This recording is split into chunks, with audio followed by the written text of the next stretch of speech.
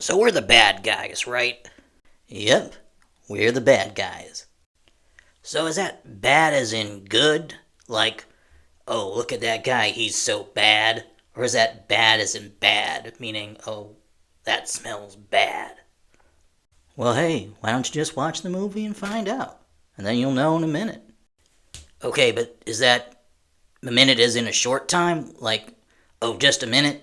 Or is that a minute like a long time? Like, oh, I haven't seen you in a minute. Well, hello out there, everyone, and welcome to my review of the DreamWorks animated film, The Bad Guys. Now, this is an older film. Came out back in 2022, but I missed it back then. But I thought it would be a good time to cover it, as they're planning a sequel for this year. And trailers for that sequel have started to make their way around. So I just caught one of those recently, and I thought, hey, I missed the first one. Let's take a look at it now. Now, since this one has been around for more than 2 years now, and I hadn't noticed any real merchandise for it, I thought I'd have to omit my customary merch search for this video. But as it turns out, I happened to run across some tie-in merchandise. Not a lot, but I do have a small merch search segment for this video for the bad guys, and I'm gonna cut to that right about now. Okay, these are the bad guys. I believe these tie into the movie. So we have books 1 through 5, and a collection of books 1 through 3. Okay, yeah, here are some more of these The Bad Guys books. There seems to be a whole series here. And up here too. Now a major motion picture from DreamWorks, it says. So yeah, these are tie-ins. We got another one here. Yeah. How about that? So, I wasn't expecting it, but there is some merch for the bad guys. Well, and even some more. Here's the Bad Guys Ultimate Activity Book. And this one seems to use the designs from the movie. So after running into that merchandise that inspired me to do a little research, I looked it up online.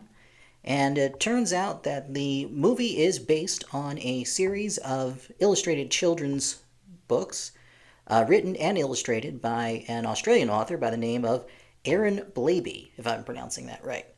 So, hey, something I didn't know. Okay, so before I begin the review now, I thought I would take a moment to do an interview with just some random cartoon characters to see what they thought of wolves, since a cartoon wolf is the leader of this group of bad guys in the movie, and it deals with sort of what the perception of these wolves are. So I thought, let's see what cartoon characters really do think about cartoon wolves. So let's see what we found right now. Wolves, they are not so scary. As long as I have a life to spare, that is. They always run, but they never get away from me. You see, I'm the hero. Hey! I saw a wolf once! I was bringing my grandma a little bunny rabbit. To have, see? Well, if you ask me, they're just full of hot air. Well, I think they're really much too forward. Really they are. A wolf? No, there's no wolf here. Who said anything about a wolf anyway? They're like totally Squaresville, man. And I looked at him and I said, hey, Grandma, that's an awful big nose for you to have. They're hard workers. They make good lackeys, but only on one night out of the month. They're just trying to earn a living. And there you have it, folks, straight from the mouths of the tunes themselves. By the way, if you would like to see more content about pop culture, movies, and TV, then click that subscribe button. And hey, it just might brighten your day too. And now, on with the show. The Bad Guys is a DreamWorks animated film about a group of criminals made up of anthropomorphic animals in a world where humans and anthropomorphic animals coexist together. The movie introduces us to a crew of thieves led by Mr. Wolf, and including Mr. Snake, Ms. Tarantula, nicknamed Webs, Mr. Shark, and Mr. Piranha. After a successful bank heist, Wolf and his crew watch a news report on TV about their crime, in which they are mocked by the mayor. The mockery bruises Mr. Wolf's ego. He then talks the others into attempting a robbery thought to be impossible, stealing the city's most secure and unstealable statue from an upcoming award ceremony, honoring a well-known philanthropist, a guinea pig named Professor Rupert Marmalade. When the heist goes sour and the bad guys are caught, it looks like they are headed for jail, until Professor Marmalade offers to make them his next project. He proposes having the bad guys released to him so that he can oversee their rehabilitation, teaching these notorious bad guys to become good guys. The mayor agrees to this plan, and Wolf and his crew prepare for their greatest con ever, convincing the whole city that they've gone straight. But when Wolf starts to like the feeling he gets from doing good, he and his crew will have to struggle to decide if they really still want to be the bad guys. This movie seems to combine animation styles.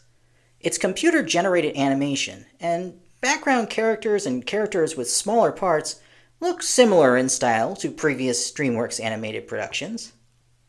The main characters, however, seem to blend in a more cel-shaded animation style that mimics the look of hand-drawn 2D animation with well-defined outlines. As a fan of hand-drawn 2D animation, I miss seeing it in feature films, so I appreciate those contemporary animated films that at least capture a little of that hand-drawn look and feel. Action sequences were designed with a fast, high-energy, flashy sense of style to them. While not as extreme as the animation in Into the Spider-Verse, The Bad Guys does seem to be part of a trend of more experimental and flashy animation that seemed to begin with that movie. I also appreciated that this movie started off with villain protagonists, but set them up for a redemption story. That allowed them to play around with the tropes and cliches of crime movies and heist movies, while still reflecting a positive and hopeful view of the world in which most people would rather be seen as decent and good if given the chance. Many heist movies or crime movies are framed in such a way as to make the audience root for the protagonist, but the behavior of the protagonist is just as reprehensible as that of the villain in a different film. I appreciated the Pulp Fiction-like scene of two criminals having a seemingly benign conversation at a booth in a diner, or the Ocean's 11-like heist planning scenes, even more when the movie lets me root for the redemption of these characters rather than just them getting away with the loot. One odd detail I noticed about the movie is that despite no one reacting to the presence of anthropomorphic animals as though it was strange, the only anthropomorphic animals we ever see on screen were the main characters. I couldn't spot a single animal as an extra in the background or in a crowd scene. All of those background characters were humans. In a world where animals that talk and wear clothes and hold high positions in society, wouldn't there be some animals mixed in with the crowd in the background? In an animated film, all of the background characters have to be animated into the scene, so this must have been a deliberate choice, but I can't figure the reason the director chose this. My guess is that the director wasn't trying to say anything deep or meaningful with this choice. It was just meant to keep the audience focused on the main characters, rather than having them distracted by a game of spot the animal in the background of each scene. Like most DreamWorks films, the intended audience for The Bad Guys is families. Kids should enjoy the funny characters and flashy animation, while adults will appreciate the blend of animation styles and the humorous take on heist movie tropes. If you're not into heist movies or animation, this may not win you over, but I would say give it a chance. It has a charm and a wholesome quality that just might make it worth your while.